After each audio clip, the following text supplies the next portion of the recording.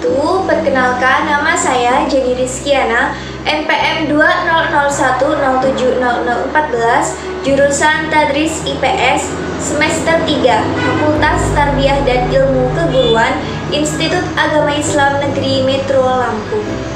Baiklah, di sini saya akan menjelaskan materi mengenai tentang letak geografis Indonesia. Video ini dibuat untuk memenuhi tugas mata kuliah media pembelajaran IPS dengan dosen pengampunya Pak Wardani, Magister Pendidikan. Baik, langsung saja ke materi. Apa itu letak geografis? Letak geografis adalah letak suatu wilayah dilihat dari kenyataannya di bumi atau posisi wilayah itu pada bola dunia jika dibandingkan dengan posisi wilayah lain. Berdasarkan letak geografisnya, Kepulauan Indonesia terletak di antara benua Asia dan benua Australia, serta di antara Samudra Hindia dan Samudra Pasifik. Posisi Indonesia terbilang strategis karena berada di titik persilangan dua benua dan dua samudra. Hal tersebut membawa banyak dampak positif bagi Indonesia. Berdasarkan batas wilayah, posisi Indonesia berbatasan dengan berbagai negara, laut, dan samudra, antara lain sebagai berikut.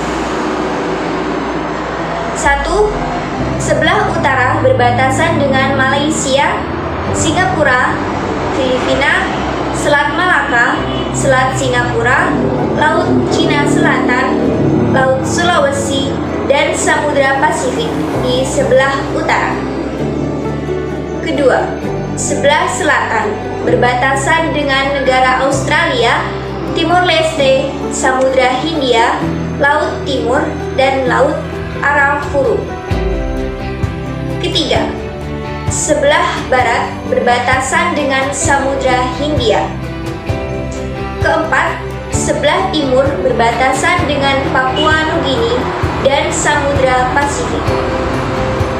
Selain berada di posisi strategis, Indonesia juga memiliki negara kepulauan terluas di dunia. Menurut data dari Kementerian Kelautan dan Perikanan, Indonesia memiliki 16.771 pulau, baik pulau besar maupun pulau kecil. Keuntungan-keuntungan yang bisa didapatkan karena letak geografis Indonesia adalah yang pertama, menguntungkan dari segi ekonomi. Indonesia berada pada posisi silang lalu lintas perdagangan dan pelayaran dunia. Hal ini dilihat dari posisi Indonesia yang diapit oleh dua benua dan dua samudra yang menjadi jalur perdagangan internasional. Dilansir dari situs Kementerian Luar Negeri, Indonesia menjadi titik persilangan kegiatan perekonomian dunia antara perdagangan negara-negara industri dan negara-negara yang sedang berkembang, misalnya seperti Jepang, Korea, dan RRC dengan negara-negara di Asia, Afrika, dan Eropa. Yang kedua, memiliki keragaman budaya. Indonesia mendapat pengaruh berbagai kebudayaan dan peradaban dari negara luar. Adanya lalu lintas jalur laut mengakibatkan banyak kapal asing yang berlabuh ke Indonesia. Hal ini menyebabkan terjadinya proses percampuran suku bangsa dan budaya. Letak geografis Indonesia membuat Indonesia mendapat pengaruh budaya dari negara-negara yang melaluinya. Yang ketiga, adanya musim kemarau dan penghujan. Dikutip dari buku Cakrawala Geografis 2 oleh Munawir dan kawan-kawan, Indonesia mengalami iklim muson yang dipengaruhi daratan benua Asia dan benua Australia yang dipisahkan oleh khatulistiwa. Itulah mengapa hanya ada dua musim yang terjadi di Indonesia, yaitu musim kemarau dan penghujan. Keduanya saling bergantian setiap 6 bulan sekali. Antara bulan Oktober sampai April, angin bertiup dari Asia ke Australia yang membawa banyak uap air dari Samudra Pasifik sehingga menimbulkan musim hujan. Kemudian, sekitar bulan April sampai Oktober, angin bertiup dari Australia ke Asia yang sedikit membawa uap air dari Samudra Hindia sehingga menyebabkan musim kemarau di Indonesia. Musim tersebut turut berpengaruh pada kegiatan pertanian di Indonesia. Tanah yang ada di bumi pertiwi, subur, dan cocok digarap sebagai sektor pertanian.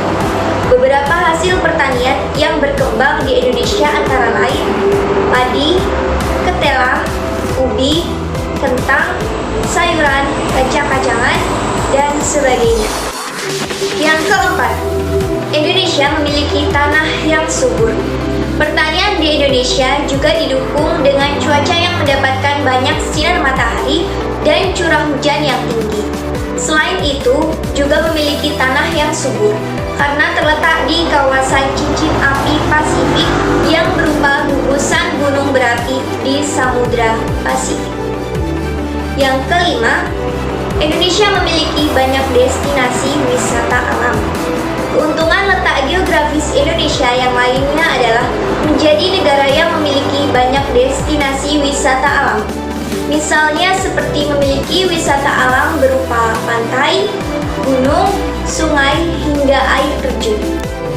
Yang keenam atau yang terakhir, Indonesia menjadi negara maritim. Luasnya wilayah perairan menjadikan Indonesia sebagai negara maritim. Hal tersebut terbukti dari posisi geostrategis Indonesia dengan data kurang lebih 40% lalu lintas perdagangan barang dan jasa yang diangkut kapal melintasi perairan Indonesia, termasuk 20% oil demand melalui Selat Malaka. Baik, itulah tadi penjelasan materi dari saya mengenai letak geografis Indonesia. Semoga penyampaian materi dari saya dapat bermanfaat bagi kita semua. Saya akhiri. Wassalamualaikum warahmatullahi wabarakatuh.